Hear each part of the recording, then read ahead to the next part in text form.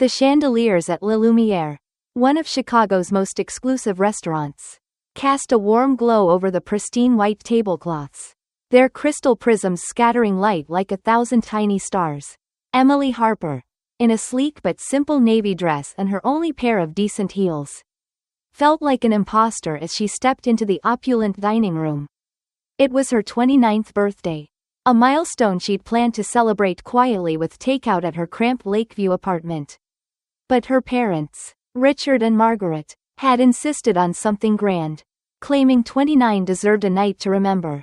Now, as she adjusted her earrings, cheap but sentimental, she couldn't shake the unease curling in her stomach. Something about their insistence felt off, like a melody played in the wrong key. Emily, a freelance illustrator, lived a modest life in Chicago's hustle. She shared a one-bedroom apartment with her best friend, Sophie, scraping by on gig work and student loan payments that still loomed at $85 from her art school days at SAIC. Despite having a billionaire grandfather, Charles Rutherford, Emily prided herself on her independence.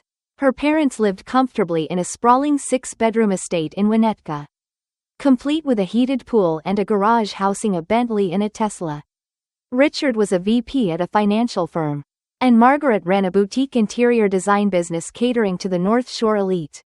They'd always preached self-reliance, offering Emily little more than pep talks and a worn copy of The Millionaire Next Door when she graduated.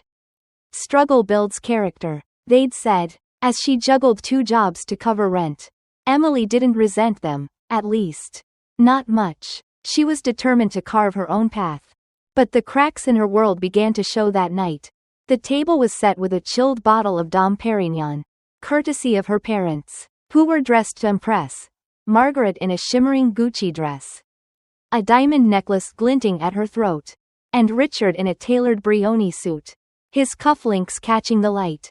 Their conversation felt stilted, bouncing between banal questions about Emily's latest freelance projects and abrupt pivots to stories of their recent trip to Aspen. Emily sipped her champagne, trying to ignore the growing tension. Their gifts, a sleek leather clutch and a silk scarf, were lovely but oddly understated for the venue's extravagance. She forced a smile, nodding through Margaret's lecture on budgeting and credit scores, a speech Emily had heard 100 times.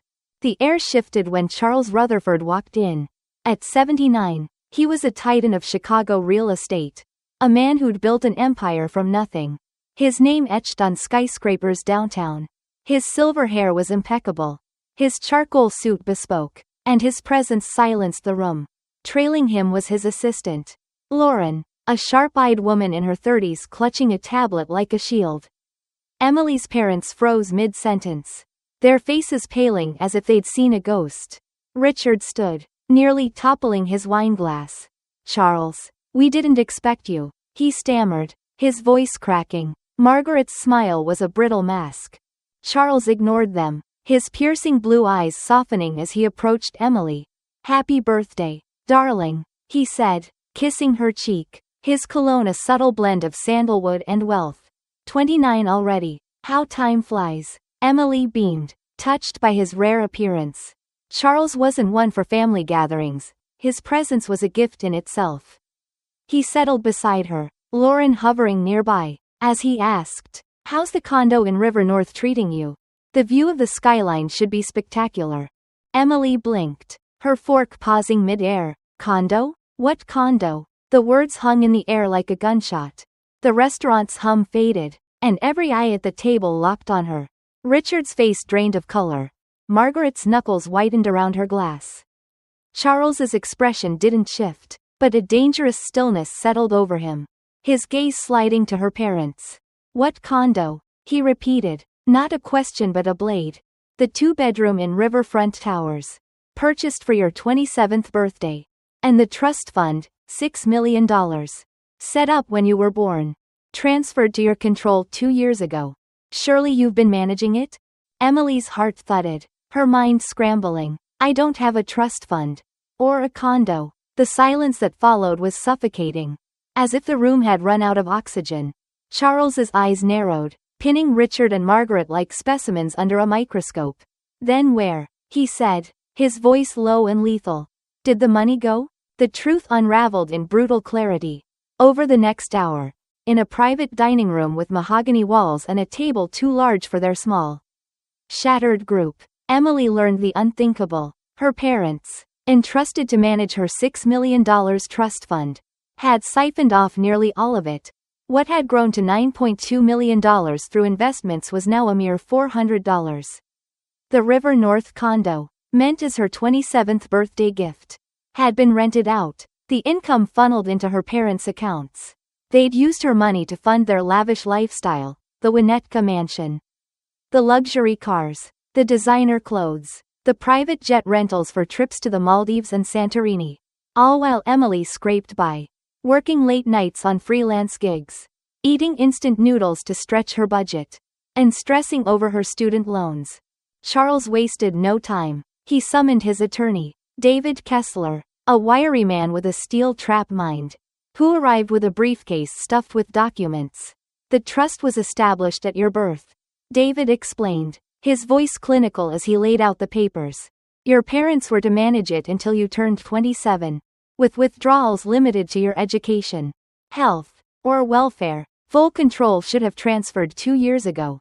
He slid a financial statement across the table, his finger tapping a figure. $9.2 million. Now reduced to $400. Unauthorized withdrawals began 8 years ago, escalating significantly after the 2008 recession. Funds were diverted to personal accounts, real estate purchases, and high-risk investments that collapsed. Emily's world tilted. She thought of the times she'd skipped meals to save money, the anxiety of her recent layoff from a struggling design studio, the way her parents had dismissed her pleas for help with a lecture on building resilience. They'd watched her struggle, knowing they were living off her inheritance. Worse, they'd planned to flee to Costa Rica days after her birthday, suspecting Charles might uncover their scheme. Evidence of their flight, plane tickets booked 3 days prior, emerged as Lauren coordinated with Charles's legal team, who were already pulling records and freezing assets. Emily's voice shook as she confronted them. You let me work 2 jobs in college, lose sleep over rent, while you bought a yacht with my money? Margaret's eyes brimmed with tears, her voice barely audible. We meant to pay it back, sweetheart. It started small, just to cover some debts. But it spiraled. Richard, his face ashen, added, we thought we were protecting you, keeping you grounded. The excuses rang hollow, each word a fresh cut. Charles's calm was more terrifying than rage. You stole from your own daughter, he said, his tone like ice. Jennifer, call Detective Alvarez from the Financial Crimes Unit. Margaret gasped. Charles, please, this is a family matter. But Charles was unmoved. Theft on this scale is a criminal matter. He turned to Emily, his expression softening. This is your call, Emily. Press charges, or we pursue civil recovery. Either way, they'll answer for this. Emily's mind reeled. The parents who'd cheered at her high school art shows, who'd taught her to ride a bike, had betrayed her in a way she couldn't comprehend. She looked at them, small and desperate across the table, and felt a mix of rage and grief. I don't want you in prison, she said finally, her voice steady despite the tremor in her hands. But I want every cent back that you took. And I want you to admit what you did. Not just to me, but to Grandpa, to everyone. Charles nodded, issuing orders with the precision of a general. David, freeze their assets. Nothing moves without my approval. Lauren, get the forensic accountants on this tonight. I want every transaction traced. To Emily's parents, he added, your Winnetka house, the Costa Rica condo, the cars, all bought with stolen funds. Enjoy them while they last. The restaurant manager, sensing the tension, hovered nervously before Charles dismissed him with a curt, just the check, as Emily left in a taxi, the city lights blurring through her tears. She watched her parents standing on the sidewalk, diminished under the harsh street lights. Back at her apartment, Sophie wrapped her in a blanket, listening as Emily poured out the story. $9 million stolen. A condo she'd never seen. Years of unnecessary struggle. The betrayal cut deeper than the money. It was the lies, the pretense, the way her parents had watched her suffer while living a life funded by her future. But in that moment, As Sophie made tea and the familiar creaks of their old apartment grounded her, Emily felt a spark of something new. Not hope, not yet, but resolve. With Charles's support, she would reclaim what was hers, not just the money, but her sense of self. The night had shattered her world, but it had also cracked open a path to something truer.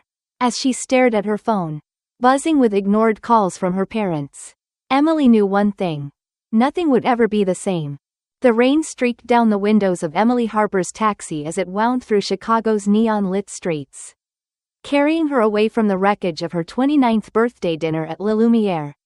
Her heart pounded, a mix of fury and grief, as the image of her parents, Richard and Margaret, standing small and defeated on the sidewalk burned into her mind. Just hours ago, she'd learned they'd stolen nearly $9 million from a trust fund she never knew existed. A fortune set up by her grandfather, Charles Rutherford, when she was born. They'd also kept a River North condo, her 27th birthday gift, hidden, renting it out for their own profit. The betrayal cut deeper than the money. It was the years of lies. Watching her struggle while they lived like royalty. As the taxi pulled up to her cramped Lakeview apartment, Emily felt the weight of a shattered world.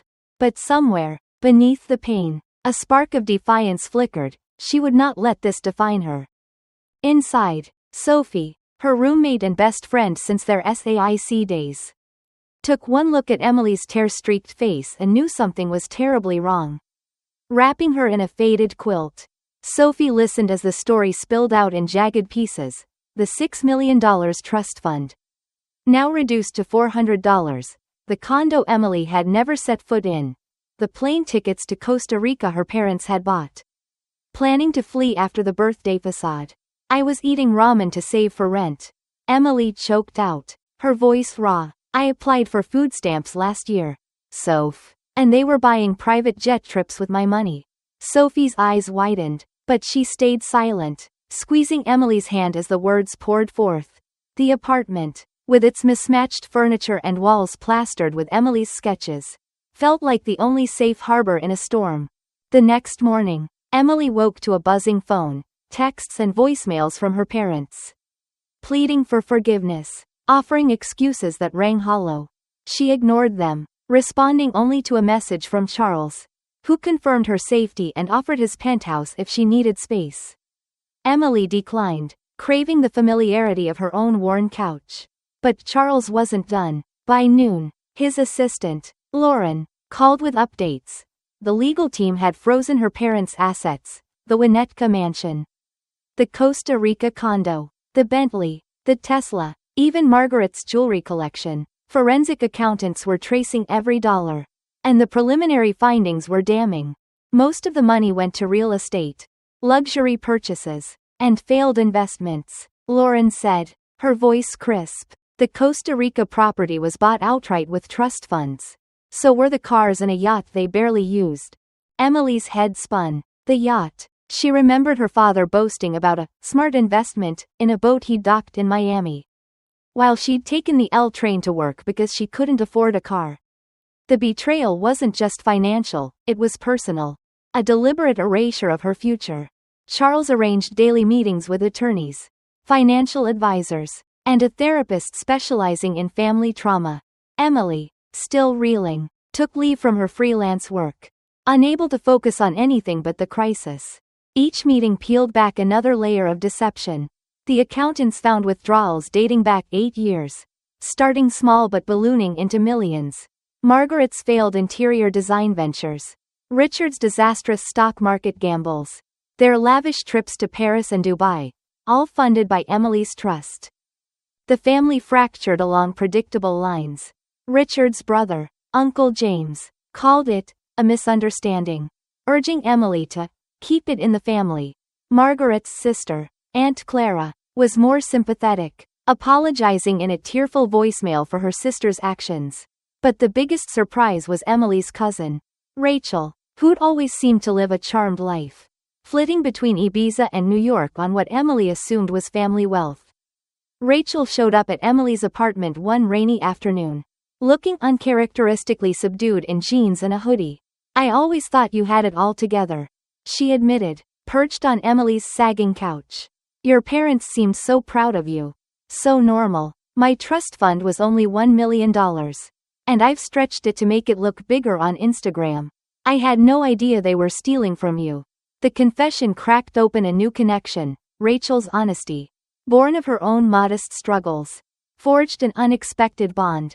Emily's emotional landscape was a battlefield. The therapist, Dr. Ellis, explained that her guilt, wondering if she'd somehow driven her parents to steal, was a common response to familial betrayal. You didn't cause this, Dr. Ellis said gently. They made choices, and those choices hurt you. But the guilt lingered, mingling with rage and a bone-deep sadness. Emily replayed moments from her past, her parents' quick dismissals when she mentioned grad school, their hushed phone calls that stopped when she entered the room, Margaret's laptop snapping shut when Emily glimpsed a Costa Rica property listing. The signs had been there, but she'd trusted them blindly. A week after the revelation, Charles's team uncovered a chilling detail. Richard and Margaret had booked one-way tickets to Costa Rica 3 days before Emily's birthday, planning to vanish after the dinner. They'd known Charles might attend, risking exposure, but needed to maintain the charade until the last moment. The betrayal felt like a fresh wound, but Emily drew strength from Charles's unwavering support. At 79, he was a rock, his stern exterior hiding a fierce protectiveness. Over dinner at his Gold Coast penthouse, a warm, surprisingly cozy space despite its luxury, he showed Emily photos of her late grandmother, Evelyn, and shared stories of his early days building his empire. Family is messy, he said, his voice softening. I was too hard on your mother. Too focused on the business. Maybe that's why she chased status over everything else. But that's no excuse for what they did to you. Emily faced a pivotal decision: pursue criminal charges or seek civil recovery. The evidence was overwhelming: bank records, property deeds, even receipts for Margaret's $20 handbags. Prison was a real possibility. But Emily couldn't bear the thought of her parents behind bars. Despite everything, I want what's mine back, she told Charles, her voice steady. Every penny they can return. And I want them to admit what they did. Not just to me, but to you. The legal team moved swiftly. The Winnetka mansion, the Costa Rica condo, the yacht, and most of Margaret's jewelry were seized, all traceable to trust fund money. By the end of the process, Emily recovered $1.4 million, a fraction of the $9.2 million. But enough to change her life. With Charles's guidance, Emily moved into a modest one-bedroom in Lincoln Park, bought outright with recovered funds. It wasn't the River North condo, sold to recoup losses, but it was hers. With a sunny balcony and a short walk to the lake, she furnished it with thrift store finds and her own artwork, creating a space that felt authentically hers. Charles taught her the basics of financial management, turning her $1.4 million into a diversified portfolio with a retirement fund and an emergency cushion.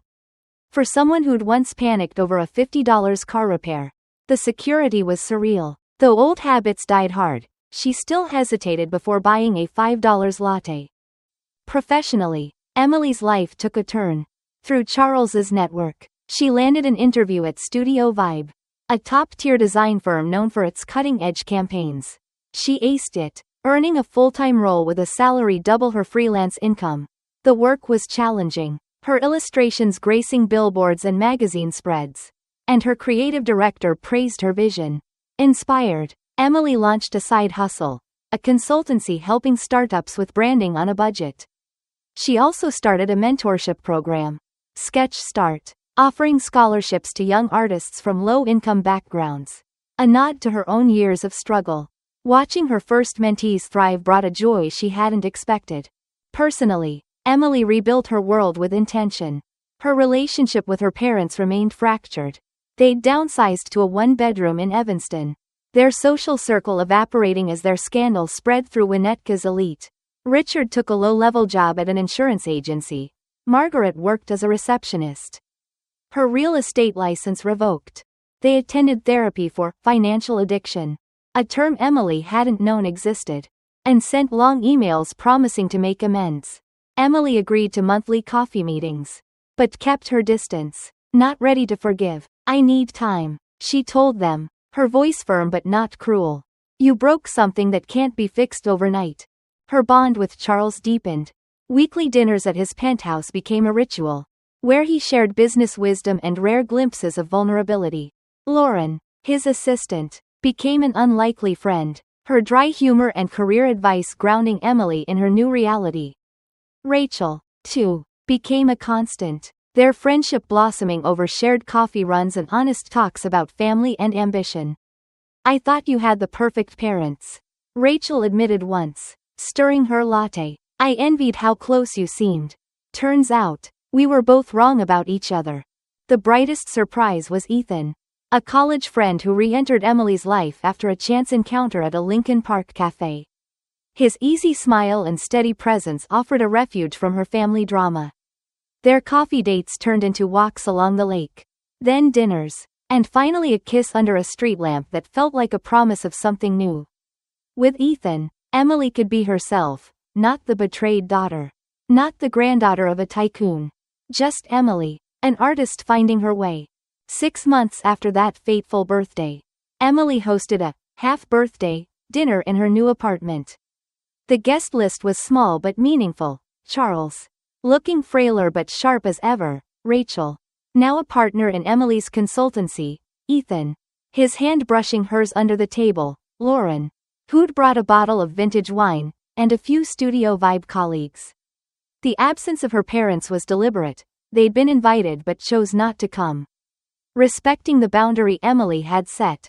As candles flickered on her thrift store table, Emily raised a glass. 6 months ago, I thought my life was over, she said, her voice steady. But tonight, I'm celebrating what I've built from the ruins, a life that's mine. Built on truth. Charles's eyes glistened as he clinked her glass. To truth, he said, and the others echoed, their voices warm in the cozy room. Later, as Ethan helped her clear plates, Emily reflected on the lessons etched into her soul. Betrayal, she'd learned, wasn't the end, it was a brutal but clarifying beginning. Forgiveness was a journey, not a destination, and trust was a currency more valuable than any fortune.